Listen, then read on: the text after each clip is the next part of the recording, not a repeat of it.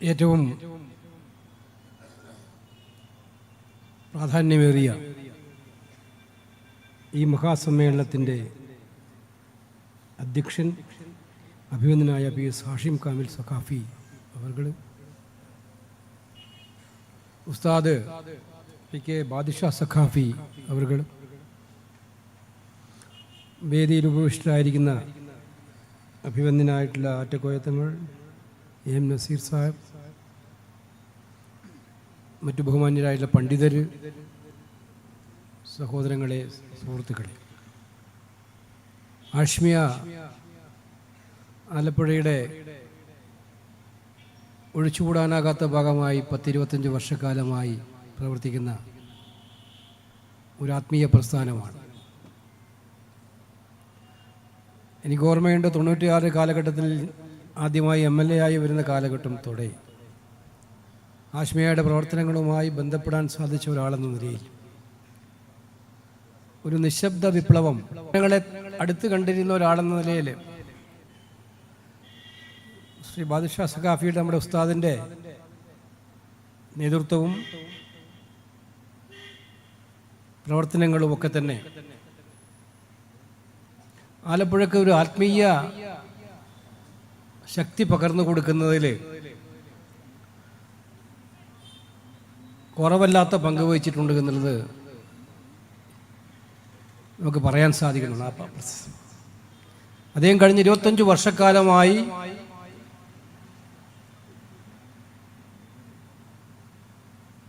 പ്രവാചക ജന്മദിനത്തോടനുബന്ധിച്ച് നടത്തിക്കൊണ്ടിരുന്ന പ്രഭാഷണങ്ങളുടെ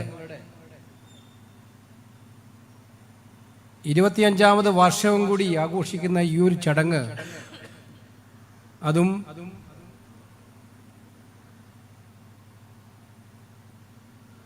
നബി തിരുമേനി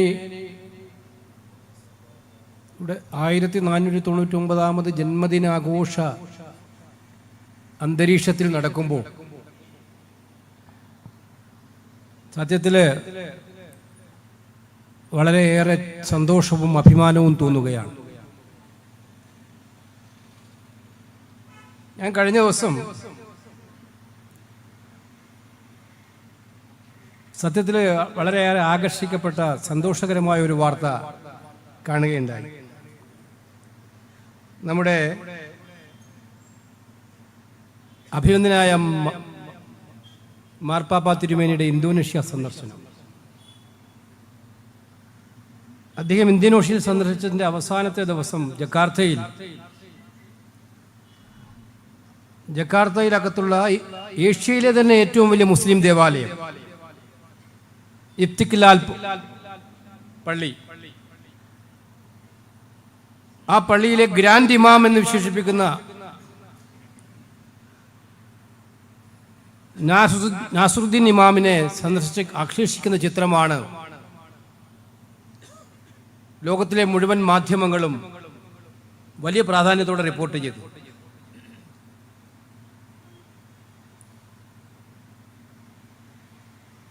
പ്രവാചക ജന്മദിനം 1499ാമത് ജന്മദിനം ആഘോഷിക്കപ്പെടുന്ന ഈ വേളയിൽ ഈ സന്ദർശനം നൽകുന്ന സൂചന മാനവരാശിക്കാകമാനമുള്ള മഹത്തരമായ സന്ദേശമാണെന്ന് ഞാൻ കരുതുകയാണ്. വിദ്വേഷത്തിൻ്റെ കാറ്റ് എവിടെയൊക്കെ വീശാൻ പറ്റുമോ, തരാതരം നോക്കി അവിടെയൊക്കെ വിദ്വേഷം വിളമ്പുന്ന വർത്തമാന കാലഘട്ടത്തിൽ ഈ കൂടിക്കാഴ്ചയ്ക്ക് വലിയ പ്രാധാന്യം. കൂടിക്കാഴ്ച മാത്രമല്ല, അവിടെ ഒരു അഗ്രിമെന്റ്, കരാർ ഒപ്പിടുകയുണ്ടായി.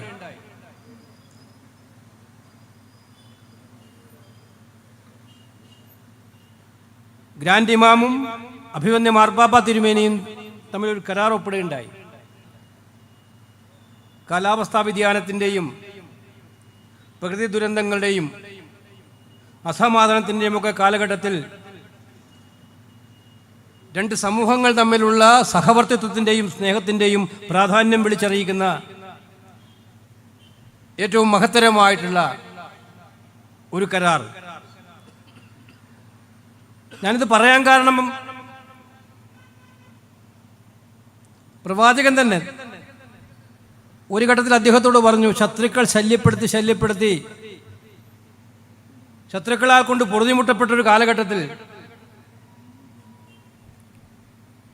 ഈ ശത്രുക്കൾക്കെതിരായിട്ടൊന്ന് പ്രാർത്ഥിച്ചുകൂടെ എന്ന് വിശ്വാസികൾ അദ്ദേഹത്തോട് ചോദിച്ചു.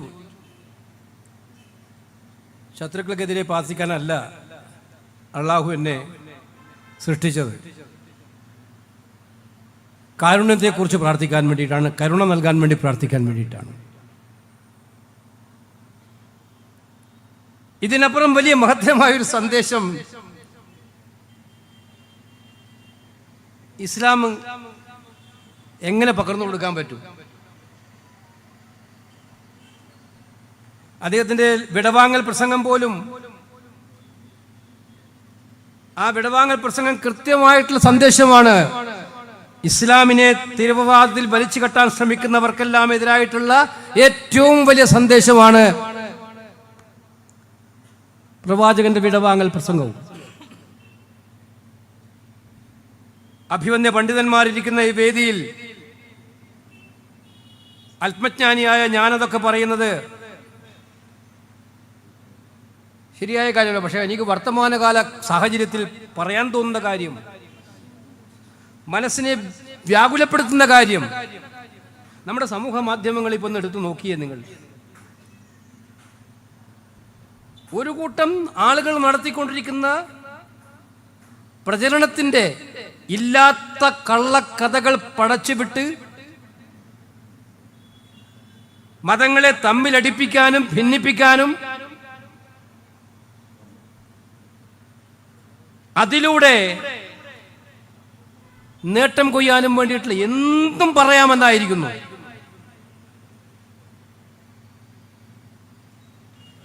എങ്ങനെ പറയാതിരിക്കും? ഞാനിവിടെ ഈ വേദിയിൽ അതൊക്കെ പറയുന്നത് ശരിയാണോ എന്ന് എനിക്കറിയില്ല. ജനാധിപത്യം എന്ന് പറയുന്നത് എല്ലാവർക്കും വേണ്ടിയിട്ടുള്ളതാണ്. ജനങ്ങൾ തിരഞ്ഞെടുത്തയക്കുന്നത് എല്ലാവർക്കും വേണ്ടി പ്രതിനിധിയാകാനായിട്ടാണ്. MLA ആയാലും MP ആയാലും മന്ത്രി ആയാലും മുഖ്യമന്ത്രി ആയാലും പ്രധാനമന്ത്രി ആയാലും ഒക്കെ തന്നെ. അങ്ങനെ ജനങ്ങളാൽ ജനാധിപത്യത്തിലൂടെ തിരഞ്ഞെടുക്കപ്പെട്ടവർ ആർക്കെങ്കിലും വേണ്ടി പ്രസംഗിക്കുന്നതിലൊരു തെറ്റുമില്ല, ആരെങ്കിലും അനുകൂലിച്ച് പ്രസംഗിക്കുന്നതിലൊരു തെറ്റുമില്ല. അവർക്ക് വേണ്ടിയൊന്നും ചെയ്യുന്നതിലും തെറ്റ് കാണുന്ന ആളല്ല ഞാൻ. പക്ഷേ ചിലരെ ഒറ്റപ്പെടുത്തി വളരെ മോശമാക്കി ചിത്രീകരിക്കപ്പെടുത്തി വിദ്വേഷത്തിൻ്റെയും പകയുടെയും എല്ലാ അമ്പുകളും അവിടേക്ക് മാത്രമേ എഴുതുന്നത്. എന്ത് സന്ദേശമാണ് നമ്മുടെ നാട്ടിൽ നൽകിക്കൊണ്ടിരിക്കുന്നത് എന്നുള്ളത് വർത്തമാനകാല ഇന്ത്യ തിരിച്ചറിഞ്ഞുകൊണ്ടിരിക്കുന്ന കാര്യമാണ്.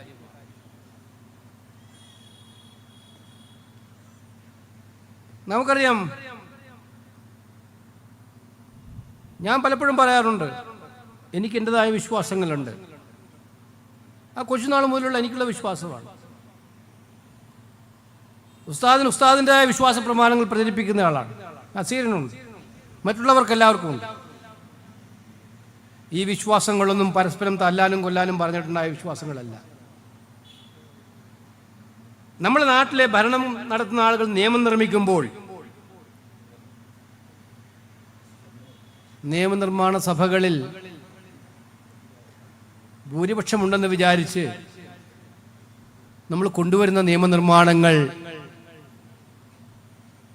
സമൂഹത്തിൽ ആശങ്കകളും ഭിന്നതകളും ആകുലതകളും സൃഷ്ടിക്കാനാണ് ഉപകരിക്കുക എങ്കിൽ അതെങ്ങനെയാണ് ഉത്തമമായ ജനാധിപത്യ മാതൃകയാകുന്നത് എന്നുള്ളത് നമുക്കറിയാം. ഈ അടുത്ത കാലത്ത് പാർലമെന്റിൽ അവതരിപ്പിക്കപ്പെട്ട നിങ്ങൾക്കറിയാം വഖഫ് ഭേദഗതി ബില്ല്. മാറ്റം വരുത്തുന്നത്, മാറ്റമുണ്ടാകേണ്ടത് ആരും എതിർക്കുന്ന കാര്യമല്ല. പക്ഷേ അതിൻ്റെ ലക്ഷ്യത്തെക്കുറിച്ചാണ് എല്ലാവരും നോക്കുക. എന്തായിരുന്നു ലക്ഷ്യം എന്ന് ആ ബില്ലിന്റെ ക്ലോസുകൾ നോക്കിയാൽ മനസ്സിലാവും.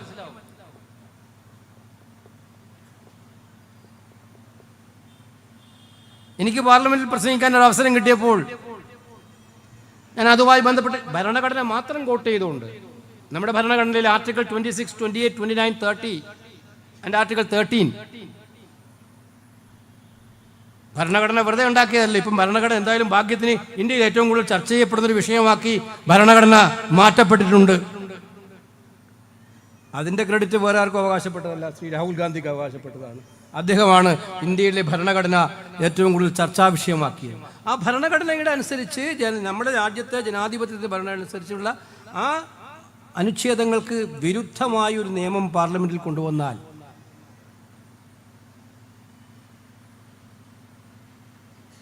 അതെങ്ങനെയാണ് ജനാധിപത്യത്തിൽ അഭിമാനകരമായിട്ട് മാറുക?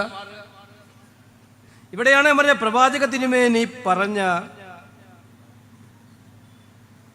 ശത്രുക്കൾക്കെതിരായി പ്രാർത്ഥിക്കാനല്ല പടച്ചവൻ അള്ളാഹു എന്നെ ഇങ്ങോട്ട് പറഞ്ഞു വിട്ടത്, എല്ലാവരോടും കരുണയോടെ പെരുമാറുന്നതിന് വേണ്ടിയിട്ടാണ് എന്നെ പറഞ്ഞു വിട്ടത് എന്ന ഒരു വാചകം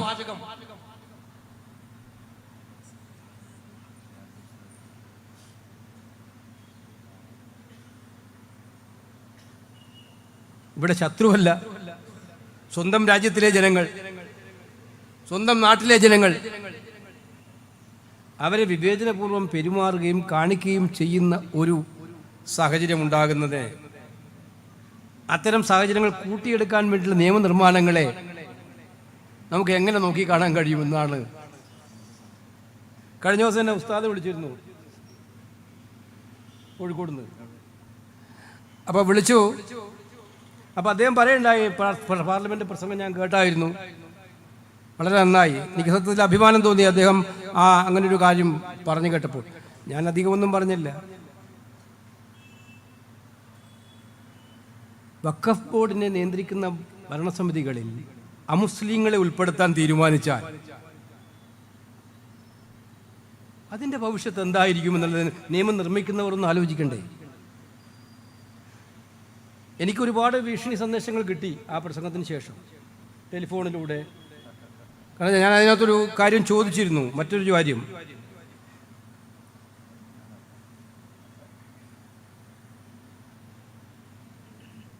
ഭരണഘടനയുടെ ആർട്ടിക്കിൾ അനുസരിച്ച് നമ്മുടെ ഒരു പൗരൻ്റെ അവകാശമാണ് അവനവൻ്റെ വിശ്വാസ പ്രമാണങ്ങൾക്കനുസരിച്ച് ജീവിക്കുക എന്നുള്ളത്. അതോടൊപ്പം തന്നെ വിശ്വാസ പ്രമാണങ്ങൾക്കനുസരിച്ച് ജീവിക്കുന്നതിന് ആവശ്യമായിട്ടുള്ള ഭൗതിക സാഹചര്യങ്ങൾ ഉണ്ടാക്കുക, പ്രോപ്പർട്ടി സംരക്ഷിക്കുക, വിശ്വാസത്തിന് വേണ്ടിയിട്ടുള്ള അതിൽ വെച്ചാൽ പള്ളികൾ ഉണ്ടാക്കുക, പള്ളികളുമായി ഇതൊക്കെ ഭരണഘടന നൽകുന്ന അവകാശങ്ങളാണ്.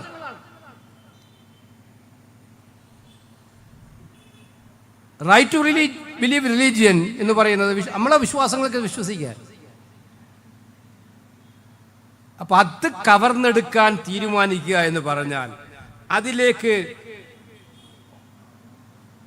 വിശ്വാസമില്ലാത്ത ആളുകളെ ഈ പ്രോപ്പർട്ടിയുടെ ചിന്താഗതിയുമായിട്ടോ അല്ലെങ്കിൽ ഈ വസ്തുക്കളുടെ ചിന്താഗതിയുമായി വിശ്വാസമില്ലാതെ അറിഞ്ഞുവിടുക എന്ന് പറഞ്ഞാൽ ഇവിടെ ഉദ്ദേശിക്കുന്നത് ഹിന്ദുവിൻ്റെ സംരക്ഷണമൊന്നുമല്ല. അങ്ങനെ ആരും തിരിച്ചിട്ടുണ്ടെങ്കിൽ തെറ്റായ മാർഗമാണ്. ഇവിടെ ഉദ്ദേശിക്കുന്നത് കലാപങ്ങൾ ഉണ്ടാക്കുക, കലാപത്തിൻ്റെ പുറത്ത് എന്തെങ്കിലുമൊക്കെ നേടാൻ കഴിയും. ശ്രദ്ധിക്കുക, ഭരണാധികാരികൾ അത് ഞാനായാലും നിങ്ങളായാലും ആരായാലും ചിന്തിക്കുമ്പോൾ 100 വട്ടം ആലോചിക്കേണ്ടത് ഞാൻ നേരത്തെ പറഞ്ഞതുപോലെ പ്രവാചക തിരുമേനിയുടെ വിടവാങ്ങൽ പ്രസംഗത്തിലെ വാക്കുകളും അദ്ദേഹം ശിഷ്യന്മാരെ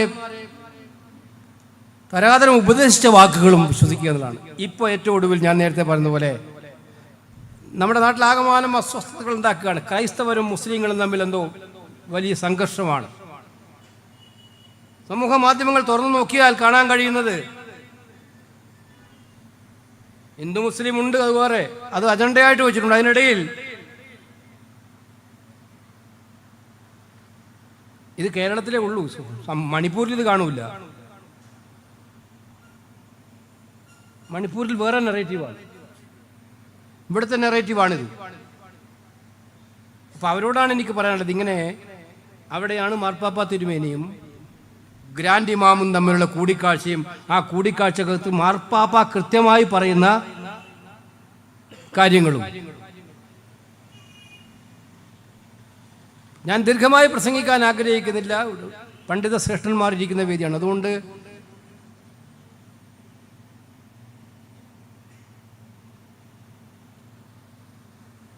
നബി തിരുമേനിയുടെ അന്ത്യപ്രവാചകന്റെ 1499 ജന്മദിനം ലോകമെങ്ങും ആഘോഷിക്കപ്പെടുമ്പോൾ,